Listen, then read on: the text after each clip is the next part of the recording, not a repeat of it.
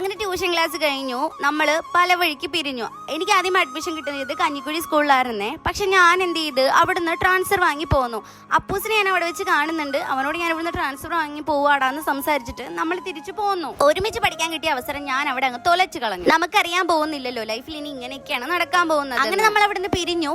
പക്ഷെ daily message ആയപ്പം ഇടയ്ക്കിടയ്ക്കുള്ള വിളിയും ഒക്കെ ഉണ്ടായിരുന്നു കേട്ടോ. 13 രൂപയ്ക്ക് റീചാർജ് ചെയ്ത് കഴിഞ്ഞാൽ ഇത്ര SMS ഒക്കെ എന്നൊക്കെ പറഞ്ഞിട്ടുള്ള ഓഫറില്ലേ, അതൊക്കെയായിരുന്നു നമ്മൾ ചെയ്ത് വെച്ചിട്ട് മെസ്സേജ് അയക്കും. ഒരു ദിവസം പോലും പരസ്പരം നമ്മൾ മെസ്സേജ് അയക്കാതിരിക്കത്തില്ലേ.